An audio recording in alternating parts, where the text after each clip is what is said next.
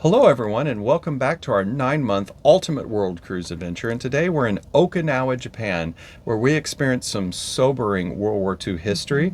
We walk through a tranquil Japanese garden and have an amazing teppanyaki meal. Welcome to Living Phase 2.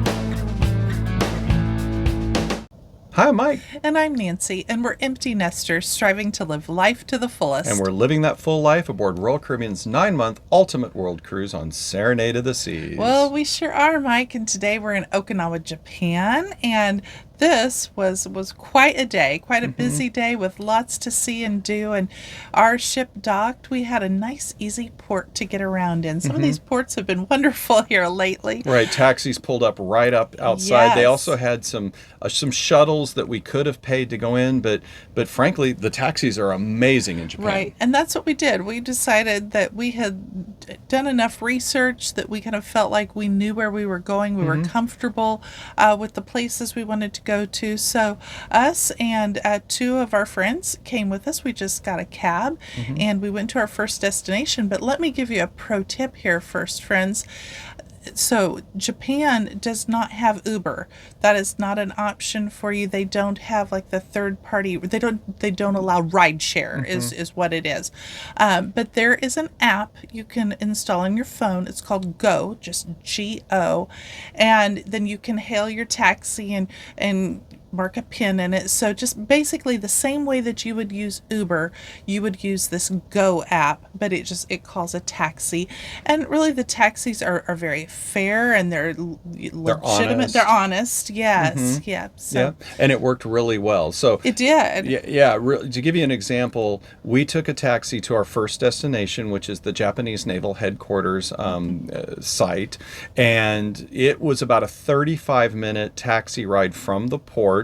There were four of us in the cab, and it was $20. Yeah. Is So in equivalent in US dollars. So that was extremely great. Yeah. reasonable, extremely fair, and it's all metered. And if you do it through the Go app, you pay right through the app like you do with Uber. Right. Now, pro tip number 2 with cabs in Japan, be very aware whether they'll take credit cards or not. Oh, true. If you're just Yes. now getting to Japan and you haven't been able to acquire some yen through an ATM or a money exchange, be sure to ask your taxi driver, will they take a credit card or just cash?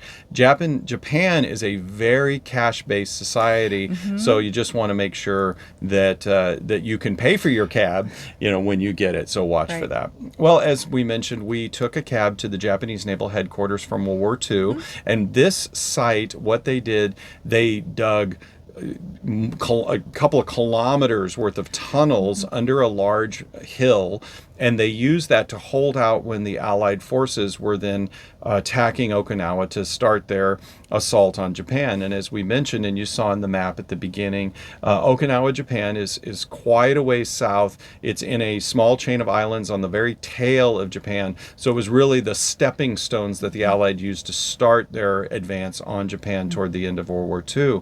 And unfortunately, in these tunnels that you're seeing, you can go down and it's 20 meters down below the surface of the hill that we're on. And before you go down, actually, you can see a movie about what happened there, a video. You can see all the pictures. You can see all of the information directly from World War II. And it's the history here. What the saddest thing is, these 4,000 men, almost all of them died.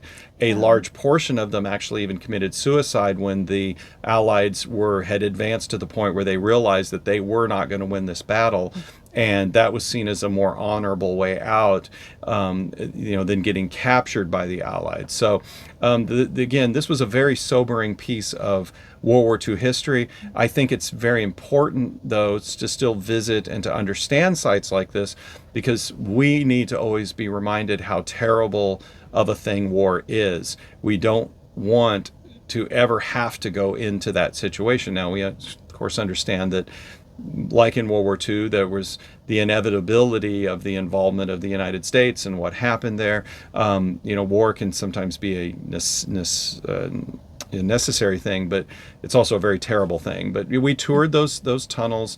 Like we walked into one room and they had a sign, and you could even see the chips in the wall where they had set off a grenade inside there to commit suicide at the time. But it was very well done. I thought it was very balanced. It was very simply factual in how the Japanese told the story of what happened in these tunnels. But I certainly, especially if you're a history buff or interested in World War II, or just really looking at history in general, this is a good place to visit. It's a very difficult place to visit emotionally and intellectually, but it is certainly worth a visit. Yeah. So I would highly recommend it. So that was a little bit of a heavy start to our day. It was. Yep. We on a lighter note. Yeah, but on a lighter note, we walked from the Japanese naval headquarters. We went ahead and walked down, and we headed to the monorail. Right. We were on our way to the monorail, and on our way there, well, we had reached the monorail, and there's quite a shopping complex there. Right, there's like a whole mall attached to the monorail station that we were at. Yes, and inside there was a Mr. Donut, and one of the friends that was with us said that she gets kind of magnetized and drawn into Mr. Donut. Yeah,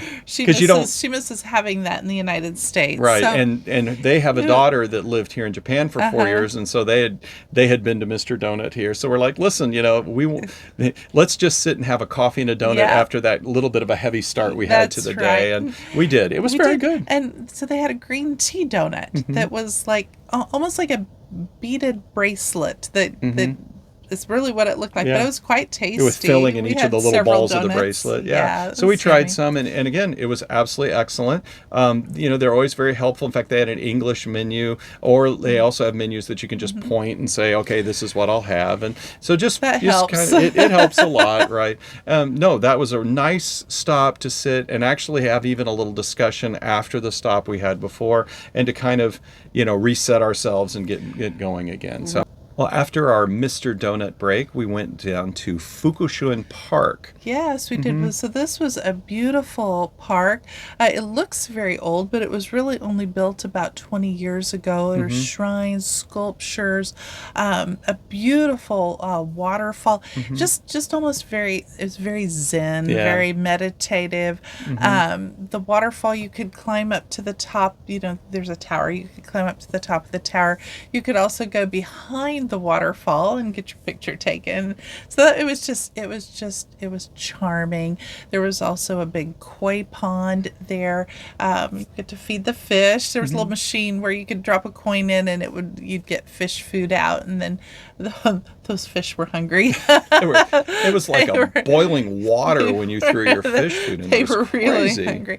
Yeah. But we probably spent a good hour and a half there, and it was just a very peaceful place to walk around, and very beautiful. Yeah, you even did a little Japanese thing and took a coin and laid it in the dragon's mouth. That was for good luck. Yeah. So. No, I enjoyed that a lot, just sitting on a bench, enjoying and the funny thing was, this park is in the middle of this bustling city of Okinawa. Right. And it's so calm and so peaceful. It is. So no, again, we're feeling, we're really starting to feel our Japan here. Right. And it was a lot of fun. After our relaxation in Fukushu-en Park, we decided, well, it's really getting time for some lunch. So we headed downtown and we went for a walk, and we saw a really interesting thing. Right, but before I tell you, I'd like to invite you to like, subscribe, and turn on those notifications. But we did. So you don't miss any of this 9-month adventure. That's right. And you don't miss the sweet thing I'm going to tell you about, which is the trash trucks. Yes. So the trash trucks play music.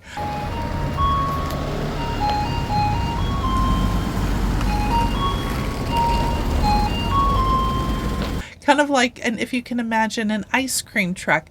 So, for instance, there's no trash cans on the sidewalk. Like, for instance, in the United States, maybe your trash day is Thursday and you're wheeling your trash out to the curb. Well, they don't have trash cans here, but the trash truck comes by.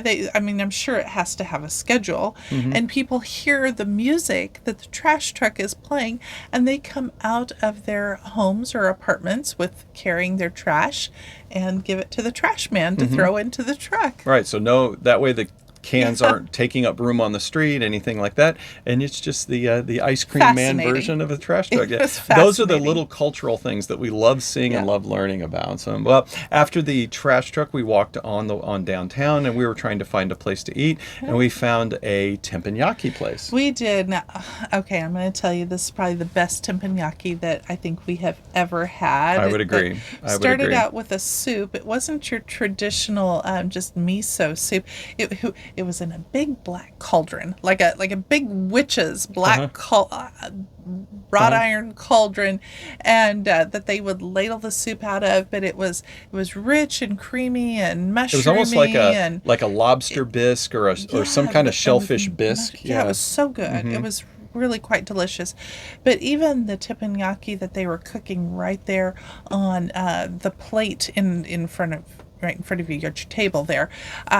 The flavor was so good. It seems like what we've had in the United States. Any place we would go, the flavor's always the same. They kind of blend together. But this was just very just flavorful and rich. The steak just melted in your mouth. So good. The shrimp and other things were just perfectly done, and really, really good. So again, it's that attention to detail that they have in Japan that it really almost nowhere else in the world excels like they do at that. So excellent lunch. We just couldn't say enough about it. So you're going to see over these next several, and as Nancy said, be sure to subscribe, because we have 7 different cities in Japan that we're going to be covering throughout our world cruise here. And we're recording this after we've been through some of those port days, and no secret here, you're going to see some amazing food and amazing stops. So be sure to keep watching for that. Japan is not disappointed at all. So after our amazing teppanyaki dinner, we just decided to walk the streets some more and just see what this had to offer. And here we ran into our first experience of vending machine culture in Japan. Right. There's a lot of vending machines. A lot. You can get most anything out of a vending machine. And we mean almost anything. They even had horse sashimi there. And we didn't try it. I don't think I could bring myself to try that. Well, a friend of ours actually researched it a little bit, and I guess it comes out of the vending machine frozen. That's how they can still be sashimi, which means raw. And we saw that, and it was just funny. It's like, okay, you truly can get everything out of a vending machine. And I said I would try a lot of things, most everything I would try on this world cruise. But you don't think horse sashimi. I wasn't expecting horse sashimi. So, anyway, well, another place that we saw had what's called Baumkuchen. Now that's a German word, Baum meaning tree and Kuchen meaning cake. So like picture, when a tree is cut, you see all the rings on a tree. Well, that's what this cake looked like. So picture a spit, and the cake is rotating and cooking, and as the cake rotates, the guy puts a layer of batter, and it continues rotating on the spit, and another layer of batter, and rotating on the spit, and another layer, and I don't know, it must rotate around 25 times or so, quite a few, and then you get a slice that looks like a slice out of a tree trunk. So we got a slice back to take back and share with our friends. We did, because we have some plans later that we're going to tell you about in a minute. Well, we continued to walk through the streets, and really at that point, we walked through a fish market. Another live fish market, not near as big as what we saw in Busan, but they had all kinds of fish and everything. So fascinating to see every day. Well, after walking through the fish market, we went ahead and we caught a taxi cab and headed back to our ship, because it was about time to depart. All aboard. That's right. And the next day was a sea day, so we relaxed a little bit. But then we had a really nice dinner with friends. We did. So we had Giovanni's at the chef's table. So Giovanni's is one of the specialty restaurants that they have on board the ship, and the chef's table is like a private dining room where they have a set menu. But the chef's table was not in use, so we were able to book it for us, and a total of 10 of us were there at the chef's table, but we were actually having Giovanni's, the Italian food there. And we brought our own wine. All of us brought wine in from places that we've picked up along the world cruise, so we could sample various wines. We brought our Baumkuchen cake along and shared that with everyone. And it was just a really lovely evening to the end of a quiet sea day that we had. And the next day, we're heading to Busan, South Korea. So be sure to tune in, hit that subscribe button as we see. And in Busan, we are going to try some unbelievable Korean barbecue, and the corn dog / hot dog around the world challenge continues, as well as using the George W. Bush toilet. Stay tuned, friends. Have a beautiful day. We'll see you soon. Thank you. Bye-bye now. Bye-bye.